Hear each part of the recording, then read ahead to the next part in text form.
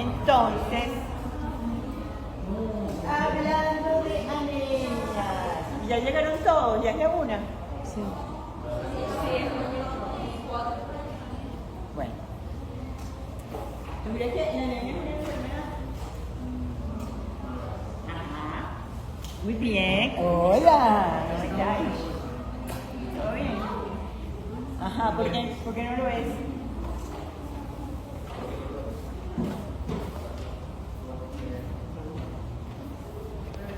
Es una condición que se da debido Una a la... condición y puede ser secundaria a otra patología de base, y lo que uno está viendo es esa condición que está afectando la síntesis de eritrocitos, pero puede estar afectando a un paso anterior a las células madres hematopoyéticas, lo que conduce a ¿qué? Ah, Ya saben de fisiología, aplasia medular. Entonces nosotros vamos a revisar un poco la hematopoiesis, la eritropoiesis, énfasis en la eritropoiesis. Vamos a clasificar desde el punto de vista fisiopatológico a las anemias.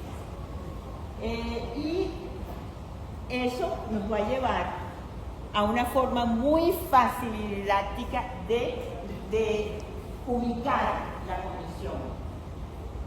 Esa condición de anemia puede estar mediada por falta de producción o exceso en la eliminación. O sea, no hay otra forma. Entonces nos vamos a clasificar desde el punto de vista fisiopatológico y no desde el punto de vista morfológico, porque eso es para un tratado de hematología con los hematólogos. Son microcíticas, anestesitosis, en fin, eso no nos importa la causa y el mecanismo. ¿Ok? Entonces, ¿cómo? ¿Esto no avanza?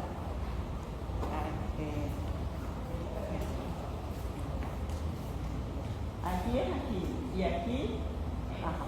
Entonces, lo que pasa es que está como por atrás. Entonces, ¿cómo aparece ese sistema hermoso, verdad? Es hematopoyético. ¿Cómo aparece ese sistema hematopoyético? La célula madre, ¿cuál es la célula madre de verdad?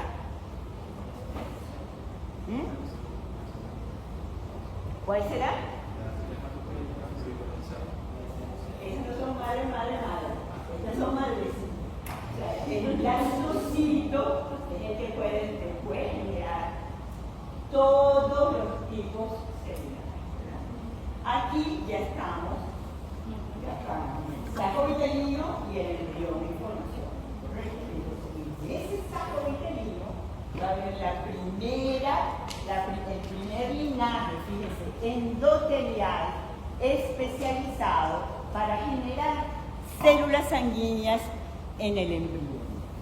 Entonces, primero se genera en el saco vitelino y esa fase embrionaria está fundamentalmente mediada por estos factores que son críticos en la etapa embrionaria. Fíjense que aquí habría una célula endotelial que en función del efecto de estos factores va cambiando su fenotipo a célula hematopoyética, a un stem cell hematopoyético y una madrecita. Entonces, y luego va a generar las células maduras. Entonces, este paso crítico aquí que va a definir por cómo una célula endotelial se va a convertir en hemangioblasto, ¿verdad? Entonces está mediado por estos factores de transcripción que van a conducir a la diferenciación a endotelio hemogénico. Y luego, fíjense que aquí tiene expresión de, no tiene expresión de CD45 y aquí sí tiene expresión de CD45. Esos son los cambios fenotípicos. Tú vas apagando genes y prendiendo otros genes. Muy bien. Entonces, y aquí vemos cómo, por ejemplo, estos marcadores van a definir la capacidad que tenga esa célula de recibir factores de crecimiento. En este caso, el factor de crecimiento vascular endotelial. Este es el receptor. Bien.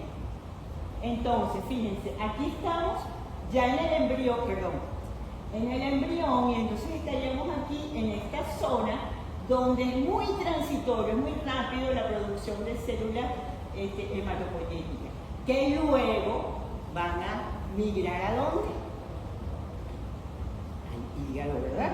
Antes de que sea hematopoiesis en médula ósea. Entonces, primero en el hígado, pero tiene que haber factores que dirijan esas células hacia ese hígado y se instale allí la hematopoiesis fetal. Y dentro de los factores de transcripción fundamentales está este señor que reprime el programa endotelial, apaga el programa endotelial y comienza, eso permite entonces que la célula se comprometa a la línea hematopoyética. ¿Qué cosas ocurren? Entonces, apaga los genes de beta-adenina, de este receptor de PKAN1, y eso permite que la célula deje de comportarse como endotelio y se active el programa hematopoyético. Enciende los genes esenciales para ese compromiso hacia la hematopoiesis. Entonces, ya estamos en el adulto, y en el adulto, o en la médula ósea del adulto, existen lo que denominamos nichos. Entonces, aquí tenemos un huesito, ¿verdad?, donde se supone que está ocurriendo la hematopoiesis, pero está bien localizado esa generación de células que van finalmente a salir a circular, ¿verdad?, de todas las líneas. Entonces, si estamos aquí en el hueso, en el médula ósea, vamos a tener dos nichos fundamentales. Uno que está muy pegado al hueso, ¿verdad?, endostial, lo llamamos nicho endostial porque está en el endostio, y un nicho vascular que está más cerca del sinusoide de médula ósea. Entonces, ¿qué importancia tiene eso? Fíjense, aquí no están todos los factores, pero están algunos. Este es el nicho endostial, ¿verdad? Aquí están los osteoblastos secretando factores. Ahí no está pintado un osteoclasto, pero hay un osteoclasto también que está liberando calcio de ese hueso, ¿verdad? Acá, por eso aquí dice aumenta de calcio en este nicho, ¿verdad? Pero esto está obviamente irrigado por las arteriolas, que están además protegidas por los pericitos, ¿correcto? Y unas células que tampoco están pintaditas aquí, que son las células Schwann no mielinizantes, porque todo este nicho también está inervado por el sistema simpático, ¿verdad? Sistema nervioso autónomo simpático. Entonces, ¿qué está ocurriendo? Por una parte, estas células van a secretar factores, en particular CXCL12, que es un quimiotáctico. ¿Qué significa quimiotáctico? Que va a atraer. Entonces, atrae a las células madre hematopoyéticas a ese nicho. Pero ese nicho acá, con estas arteriolas, ellas son chiquitas, tienen un diámetro pequeño y el flujo de sangre es bajo. Por lo tanto, hay una disminución en la concentración de oxígeno relativo al otro nicho. Entonces, esa combinación de alto calcio, bajo oxígeno y esta secreción de CXCL2 hace que estas células se queden en ese nicho. Y no solamente eso, sino que las células Schwann, que no están pintadas allí, secretan factor transformante beta, que lo que va a hacer, va a inhibir el ciclo celular, y ellas se van a quedar dormiditas en G0. Porque si no, si las utilizamos todas, nos quedamos sin stem cell, ¿correcto? Bien, pero entonces, ¿qué pasa? Que cuando este ciclo tiene un ciclo circadiano, durante el día, estas células que están estos pericitos que están inervados por el sistema nervioso autónomo, van a secretar norepinefrina. Y eso hace que disminuya la concentración de esto y ellas comiencen a despegarse y migren acá, en donde, en el día, en donde, además del pericito que está secretando esta misma citoquina, están estas células CAR que también secretan citoquina. Y eso hace que las células madre hematopoyéticas migren a este nicho. Y en este nicho, entonces, ¿qué va a ocurrir? Va a ocurrir que hay disminución de la concentración de calcio porque está lejos del hueso, ¿verdad? Y además va a tener un gran flujo porque es mucho más grande. Entonces va a haber un mayor aporte de oxígeno. Y eso ¿qué va a hacer? Va a inducir el cambio de G0 a G1. Y comienza entonces ahora a proliferar, a dividirse. Comienza el ciclo celular. Entonces allí puedo generar, fíjense, generar dos cosas. Una hija stem cell y una hija que esté más diferenciada, que ya no sea idéntica a su mamá, sino que ya tenga otras características. Y eso se denomina división asimétrica. En vez de dividirse completico así, tú para allá y yo para acá, no. Se divide con más incluso ARN, organelas, se polariza esa célula y se divide. Y eso permite entonces que avance la diferenciación celular y permite repoblar el pool de células madre. Ok, entonces eso tiene un ritmo circadiano en donde en el día estamos más bien estimulando la diferenciación, también autorrenovación, y en la noche estamos protegiendo ese nicho de células madre hematopoyéticas. Ok, entonces aquí para ilustrar, este es muy sencillito, para ilustrar solamente cómo hacia aquí tengo una división simétrica, ellas dos son igualitas, mientras que si la división es asimétrica, esta va a ser una stem cell autorrenovada y esta va a iniciar su diferenciación.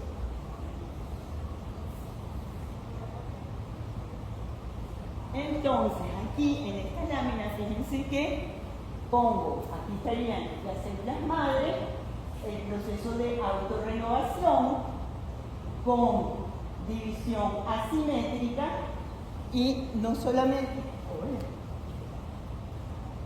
¿Sí? ¡Ay, Dios! Jackson. ¿No está Jackson? Puede ir a la oficina y la llave de mi sala debe estar en el escritorio en el primer escritorio. All right, ok, entonces, retomando.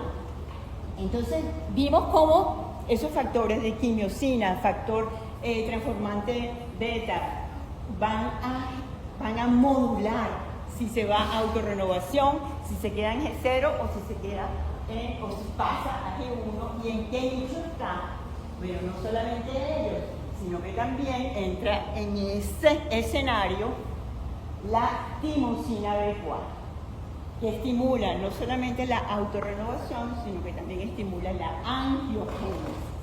Entonces, fíjense acá, si yo tengo una célula que está respondiendo a todos estos factores, que se está autorrenovando, conservando el pool, pero recibiendo señales que conducen a la diferenciación hacia cada una de las... ¿Eso se ve bien?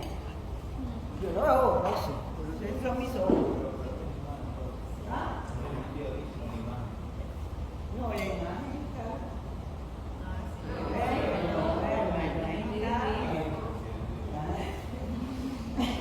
Como yo tengo que ir a va a generar todas estas distintas series. ¿Cuáles son las series? Ustedes se las saben. Exacto. En principio, mieloide o linfoide, ¿verdad? ¿Por qué se llaman linfocitos T y B? ¿Timo y qué? Timo dependiente y el otro Vaso. Bone marrow. Ok, y no la burst. Ok, entonces, por un lado mieloide, por otro lado linfoide, y dentro de la línea mieloide, entonces vas a tener la línea eritroide megacariocítica o granulocítica monocítica, ¿verdad? Y tenés todas las... ¿Lo encontraste? Bueno, tú sabes entrar, si no le dices a Lisandro, le haces así y abres. Y subes el vidrio. El vidrio lo tienes en el control aquí. Ok.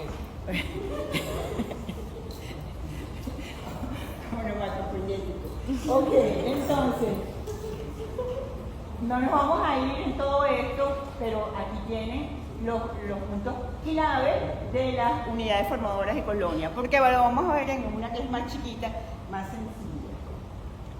Esto es para ilustrarlo solamente. Entonces, fíjense, la timosina B4, que es un péptido chiquitico, eso como que son 5 kilómetros, chiquitico, no tiene ni 60 aminoácidos, creo. Es un péptido maestro en la regeneración tisular, promueve la autorrenovación, potencia la angiogénesis y protege las células progenitoras y endoteliales mediante la regulación del citoesqueleto. ¿Sabes? ¿No lo entiendes? No lo tiene. Bueno, entonces fíjense, esta proteína es capaz, por ejemplo, de regular si la actina va a estar polimerizada o soluble. Porque ella secuestra actina globular y la va soltando en función de lo que se requiera. Yo les había dicho que en los nichos esas células tenían que migrar. Y para migrar tiene que el citoesqueleto está funcionando, ¿verdad? Entonces aquí ven ese papel como la timosina B4 asegura que haya motilidad y capacidad de migración de esas células de un nicho a otro. Entonces, la timosina B4 regula la transición entre la actina libre, ya se los dije, y la actina polimerizada, para controlar la forma, movimiento y función de las células madres hematopoyéticas, para que se queden fijas en un sitio o se muevan. ¿De acuerdo? Entonces aquí tienen una descripción más específica, cómo hace para secuestrar la actina globular y mantiene un pool disponible y la libera en función del requerimiento. También coordina el citoesqueleto en respuesta a señales del nicho, como dimos los quimiotácticos, ¿verdad? Entonces, porque además la célula hematopoyética no solamente va a estar en ese nicho así suelta, sino que se une gracias a moléculas de adhesión. Se une tanto al osteoblasto como al pericito. Entonces tiene que despegarse y para ello requiere entonces que ese citoesqueleto esté funcional. Después, por último, por ejemplo, las células madres hematopoyéticas necesitan migrar, como dijimos, ampliarse, polarizarse, porque también de eso va a depender la división, si va a ser simétrica o asimétrica. Entonces, es bien importante este péptido tan pequeñito.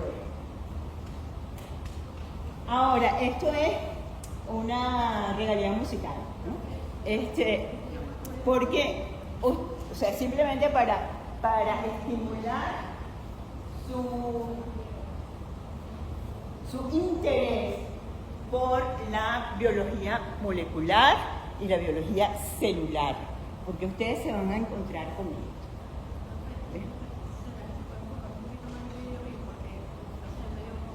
Todavía. Pero ella manda las láminas por el lado. ¿Ahí no las ven? ¿Aquí? Ok. Entonces, fíjense, ustedes saben lo que son los factores Yamanaka, ¿no? Bueno, en el 2005, este caballero, con distintos experimentos, logró que células, por ejemplo, sacaban fibroblastos y hacía que con estos factores de transcripción se sobreexpresaran esos factores de transcripción. Y pasaba un fibroblasto diferenciado, ¿verdad? Ya una célula diferenciada, a una célula stem cell. Para atrás, así como la transcriptasa reversa. Entonces, los genes críticos son 4, que son estos que les coloqué acá. ¿Y qué hacen esos genes? Abren la cromatina, activan el circuito de pluripotencia, reorganizan de forma las modificaciones epigenéticas. ¿Qué es epigenético? Ajá, ¿y cómo se traduce eso? Claro, pero ¿qué le pasa entonces a la histona? Exactamente, ¿eh? Entonces, por ejemplo, aquí hay una reorganización y, por ejemplo, cambios en las histonas, aumenta ¿esto qué es lo que significa? H3K4M3 significa que hay 3 grupos metidos en el residuo 4 de la lisina. Tan sencillo como eso. Claro, después que lo sabe dice, pero si no dice, ¿qué es esto? Entienden, lo que les quiero decir, que ustedes deben estar familiarizados, no es que se lo van a aprender de memoria, pero familiarizados con toda esa nomenclatura, si no van a estar perdidos en el espacio. Ok, y aquí, por ejemplo, esta aumenta y esta disminuye, que son también agregar 3 grupos metilo en la posición 27 de la lisina. Fíjense esto que les dijo la profe de inmunología. Reactivas, o sea, la doctora Zabaleta, cuando les hizo el tema del cromosoma X. ¿Se acuerdan que si tenía 3 cromosomas X estaba más expuesto a señales? ¿Sí? Ok, entonces aquí hay reactivación del X inactivado, porque si yo quiero volver a hacer un stem cell, todavía no he inactivado a nadie, ¿ves? Entonces regresas otra vez. Fíjense la importancia, es casi magia. Y estabilización, la célula adquiere características de célula madre pluripotencial inducida, se llaman así, induced pluripotent cell. Todavía no es un blastocito, o sea, ¿ves? Porque es pluripotencial, no TOTI. Bien. Aquí también es para que vean cómo la cantidad de factores de interleuquinas que son requeridas para que haya la decisión de esta célula hacia la línea eritroide, hacia la línea megacariocítica, hacia la línea monocítica, macrofágica, etc. ¿Ok? Ilustrando. Y si lo vemos así como más en detallito, aquí tendríamos una, aquí en esta lámina, yo no sé por qué se mueve, ¿verdad? Ahí está bien, ahí está bien, ahí está bien. ¿Se ve bien? Sí, sí, sí. Entonces son mis ojos. Entonces, aquí tenemos factores externos, digamos, intrínsecos, extrínsecos, fíjense, microRNA, factores de transcripción y factores de crecimiento que estimulan a las unidades formadoras de colonia. Entonces, tanto los factores de transcripción como los RNA, los microRNA y los factores que se unen al ADN van a definir que esto termine en un eritrocito. Y en este camino que se van formando unidades formadoras de colonia, granulocíticas, eritrocíticas, monocíticas, aquí empieza la discusión entre factores, ¿verdad? ¿Quién gana? Entonces aquí yo les puse solamente la atención sobre PU1, porque se llamará PU, es un factor de transcripción, porque se une a secuencias de purina, ricas en purina. Entonces, este factor de transcripción, él favorece a la línea mielocítica, ¿verdad?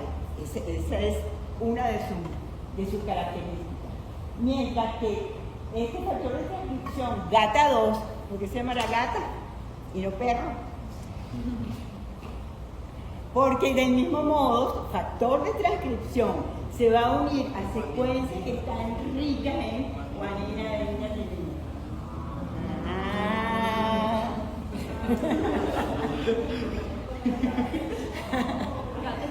Claro. ¿Te gusta más tú? Entonces, GATA2 asegura la autorrenovación, que no se diferencia, que no se vayan para la derecha. Ella asegura que se queden aquí. Pero, obviamente, estamos en un nicho y hay otros factores. Entonces está GATA1. GATA1 reprime a GATA2 y le da libre albedrío para que se diferencie hasta eritrocitos. Entonces aquí está muy sencillito y esto ocurre entre 7 a 9 días y de 9 a 16 divisiones celulares. ¿Okay? Entonces, la desregulación de estas vías de señalización conduce al desarrollo de leucemia, trastornos mieloproliferativos y aumento de la apoptosis, niveles elevados de P53. El P53 ¿a quién prende?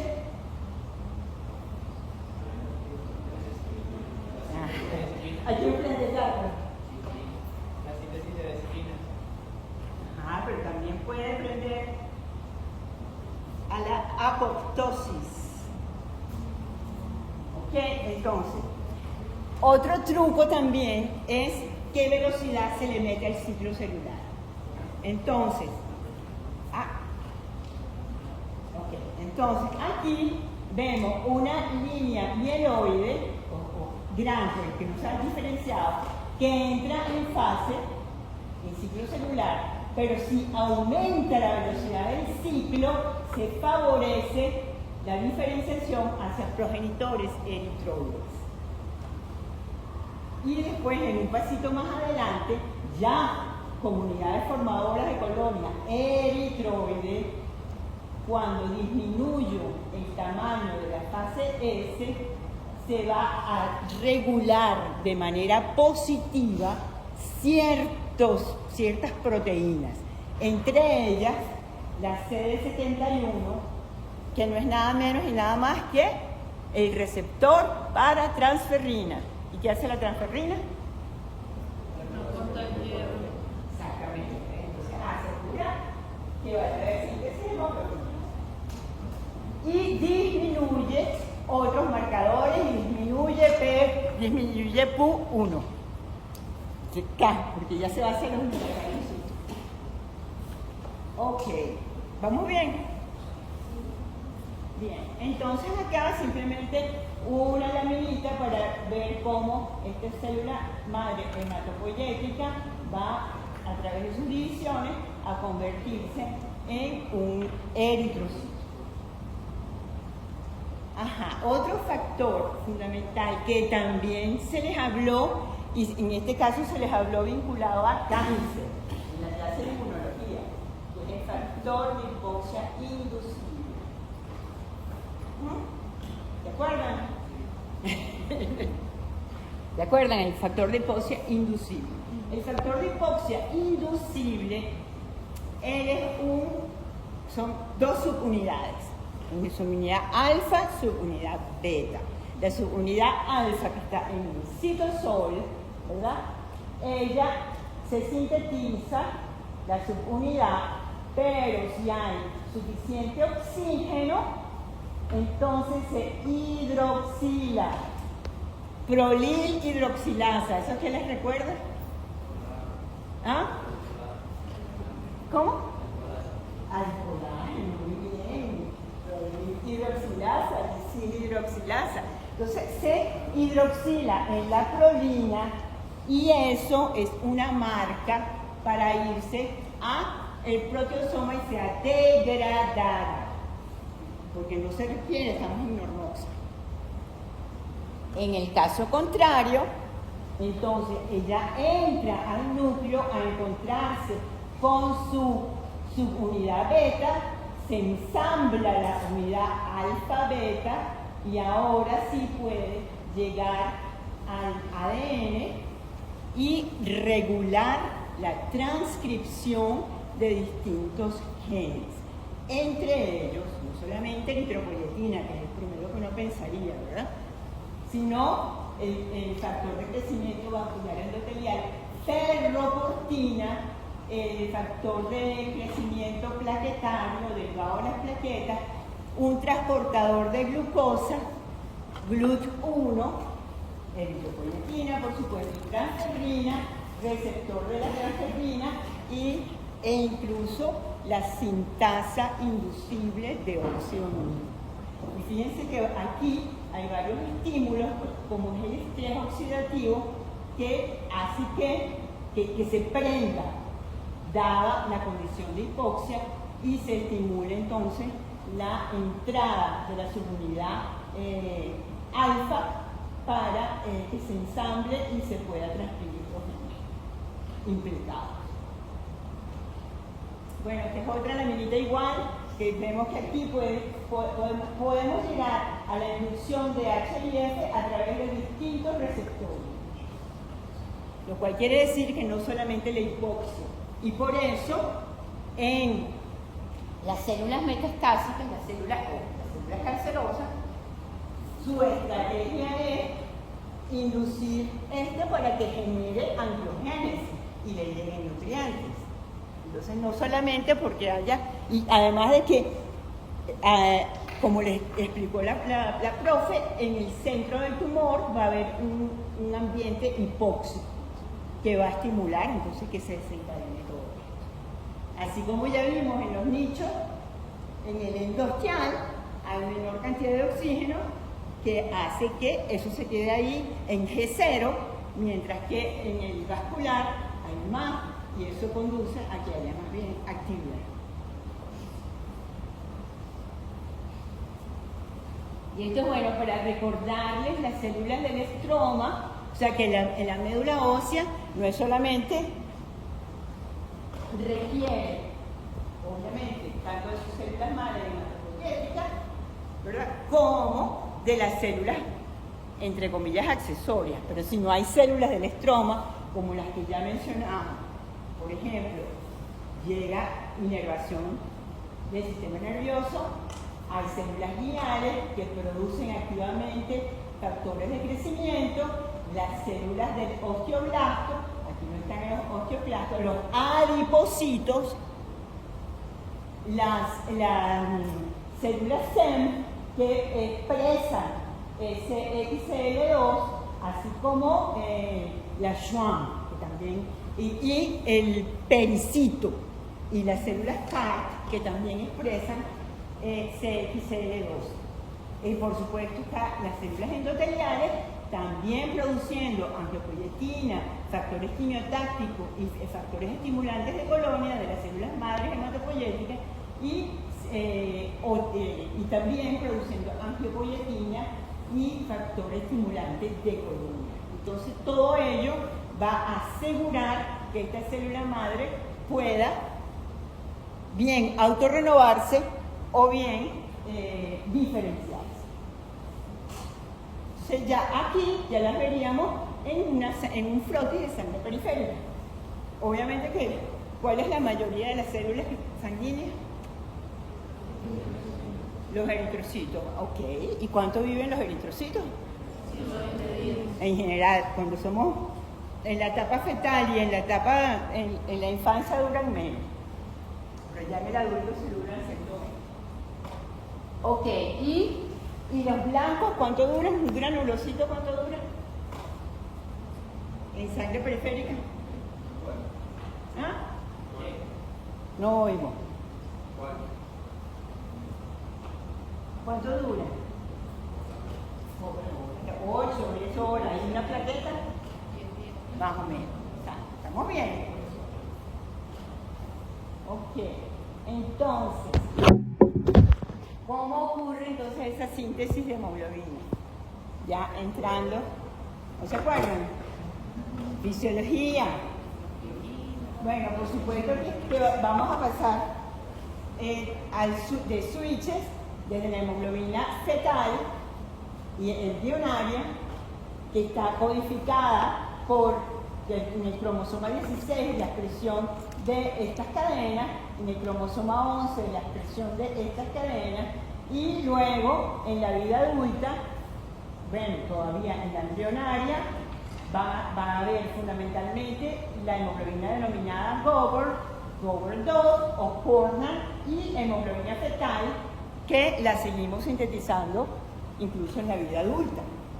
Y a veces es bueno que uno revierta el gen para ciertas condiciones patológicas y estimule la producción de hemoglobina fetal, como en la drepanocitosis. Entonces, aquí simplemente, ¿qué es lo que estamos viendo? Las cadenas que constituyen a cada una de estas hemoglobinas. Fetal, ¿quién es esta? Alfa 2 y alfa 2. A2 y beta 2.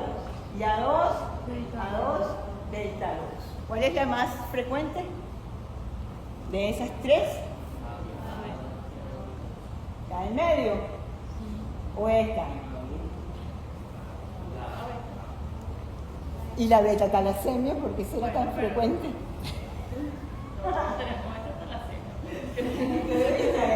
Ahí no hay beta y hay delta. Entonces la más frecuente obviamente es la A. Ok, entonces aquí está la clasificación. Por fin llegamos a la clasificación fisiopatológica. ¿Verdad? Aquí, ¿qué ocurre? Disminuye la producción. ¿Por qué disminuye la producción? Bueno, los progenitores. Cuando hablamos de progenitores, estamos hablando de stem cell, ¿verdad? Pero, y eso me conduce a aplasia, a dos tipos de aplasia, o aplasia pancitopenia, o aplasia pura roja, donde se están afectando solamente los progenitores de la serie roja, o precursores. Eso significa que ya están más diferenciados, y allí ¿qué puede haber? Bueno, puede haber alteración en el ADN, y eso son las anemias megaloblásticas. Alteración en la síntesis de hemoglobina o mecanismos múltiples, ¿verdad? Ok, quiero decirles, si uno dice megaloblástica, te da la impresión que es grande, ¿verdad? Correcto, el eritrocito es grande, pero hay que diferenciar entre un macrocito y un macrocito megaloblástico, ¿ok? Porque puede haber macrocitosis que no tiene nada que ver con la alteración en la síntesis de ADN. Entonces, si uno dice megaloblástica, está hablando de alteración en la síntesis del ADN. También puede haber aumento en la eliminación. ¿Y por qué va a aumentar la eliminación? Entonces, bien, por hemólisis o por hemorragia. Entonces, si el problema es hemólisis, aquí hay dos defectos. Uno que es intrínseco del eritrocito, ¿verdad? Bien porque le falla la membrana y tiende a romperse. Bien porque la síntesis de hemoglobina está alterada, precipita y conduce a hemólisis, talasemias. Bien porque fallan las enzimas y no tienen la capacidad de generar energía. Se queda sin energía, se muere, ¿verdad? O extracorpusculares, es decir, que no tenga nada que ver con el eritrocito, y esta que ya las vimos, por ejemplo, mediada por anticuerpos, inmunes por drogas, por tóxicos, por hiperesplenismo, secundario a otra cosa, y se está secuestrando en demasía a los glóbulos rojos y conduce entonces a un aumento de su eliminación. O, por supuesto, hemorragias que pueden ser agudas o crónicas. Por supuesto que las hemorragias agudas te van a dar un síndrome completamente distinto a las hemorragias crónicas. Y puede haber, por ejemplo, los tomadores de aspirina generan una hemorragia crónica pequeña que el individuo se va adaptando a esa condición y pueden andar caminando por ahí con 5 gramos de hemoglobina. Entonces, nosotros nos vamos a centrar en los progenitores. ¿Qué hora es? Ok. En los progenitores, y vamos a hablar de aplasia. Vamos a introducir el tema de aplasia. Entonces, esto sería una médula ósea normal, ¿verdad? Y esto sería una médula ósea aplásica. Como ven, la cantidad de adipocitos está fuertemente aumentada. ¿Ok? Entonces, la primera descripción se hizo en 1888. Y uno se pregunta por qué los progenitores se suicidan. Hay la muerte de esos progenitores. ¿Cómo explico ese suicidio? Ok, entonces, ese problema puede ser congénito, genético o adquirido. Pero en cualquiera de estas dos condiciones, si está afectando a la célula madre hematopoyética, me va a conducir a una aplasia de médula ósea. Fíjense aquí, habíamos hablado de GATA2, ¿verdad? Hace un ratito, que dijimos que era muy importante para la autorrenovación. Entonces, ¿qué ocurre? Que estas células mesenquimales del estroma, hay represión de la expresión de GATA2 y hay sobreexpresión de PPAR gamma. ¿Saben quién es PPAR gamma? Es otro factor de transcripción que se llama peroxisomal proliferator PPAR gamma es el maestro, yo lo odio, porque es el maestro de la adipogénesis. ¿Ok? No, hay que tener en consideración a los adipocitos. Pero es el maestro de la adipogénesis. Y entonces, ¿qué ocurre? Al haber sobreexpresión de PPAR gamma y represión de GATA, no hay autorrenovación y hay estimulación de la adipogénesis. Entonces hay reemplazo graso. Y yo aquí difiero con unos textos que dicen infiltración grasa. No es que los adipocitos llegaron y se fueron a infiltrar. Ellos ya estaban allí. Lo que pasa es que están respondiendo ahora a este factor de transcripción y está aumentando. Aquí está. Proliferator Activator Receptor Gamma. Ok. Ahora, a diferencia de esta condición que acabamos de ver, un ejemplo,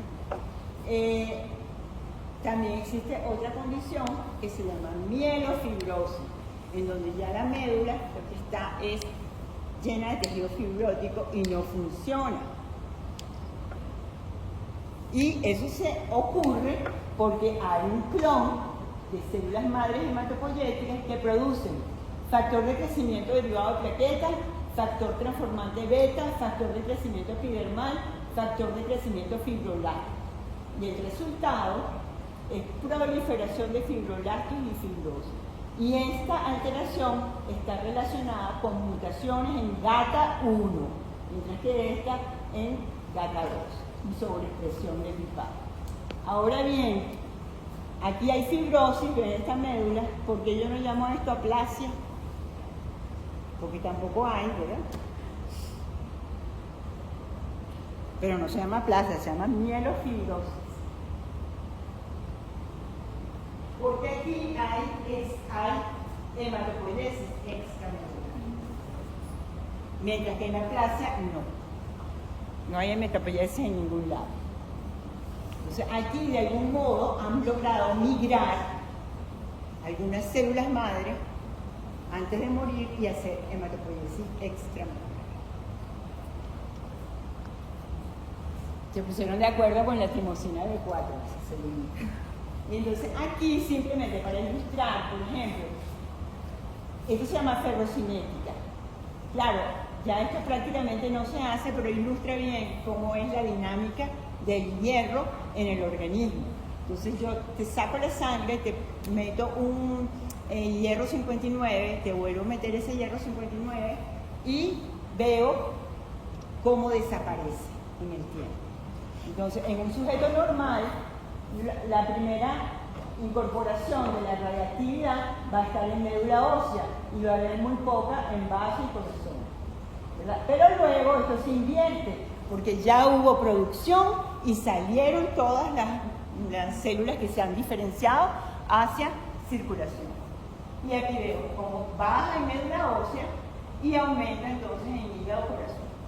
¿Qué ocurre en la plasia medular? Fíjense que toda esta reactividad prácticamente se va al hígado. Y no hay nada de médula ósea, ni corazón, ni vaso. Y a los días, más bien, nunca sale del día, aumenta más bien el hígado. Y lo cual está indicando que esa médula ósea no tiene actividad. Bien. Ok, bueno. Antes de entrar, que eso lo vamos a ver ya después para no saturarnos, ¿verdad? Simplemente vamos a ver la clasificación general de algunas de las aplasias. Vamos a ver todo. Entonces, aquí, como les dije, la primera se realizó de anemia plástica en 1888. ¿Qué es característico de una médula ósea aplásica? Que sus células madre no expresan, no hay células suficientes que expresen este marcador, CD34. CD34 es uno de los marcadores de célula madre y de unidad formadora de color. Ahora, este problema se ha asociado a prototipos del sistema, y que ya lo conocen, HLA, ¿verdad? De R2 y de PWR. También se ha asociado a infecciones por virus, alteración por drogas y pérdida de la tolerancia inmunológica. Ya tuvimos varias clases hablando de tolerancia inmunológica. Entonces, el resultado de esto es una médula ósea grasa mediada por la sobreexpresión de piparina. Esta condición de anemia plástica puede estar vinculada a un problema hereditario como en la anemia de Fanconi, en la disqueratosis congénita o en el síndrome de Schaumann. O puede ser adquirida, y la mayoría son adquiridas y mediadas inmunológicamente, asociadas a drogas, antimetabolitos, agentes antimitóticos, sales de oro, sulfonamida, radiación, químicos, infecciones por virus, fundamental el virus de la hepatitis y el parvovirus y el Epstein-Barr. Curiosamente, uno ve como asociado a esta condición que en la hemoglobinuria paroxística nocturna pudiera también ser una forma de anemia plástica adquirida, porque aquí no hay el anclaje del glucosilfosfatidilinositol y entonces no se anclan estas proteínas que defienden, ya se lo saben, de inflamación, y viene el sistema de complemento y destruye. ¿Ok? Entonces, y la forma más frecuente es idiopática y representa más o menos el 70% de los casos. Bueno, nos vemos después de carnaval y se pone su protector solar.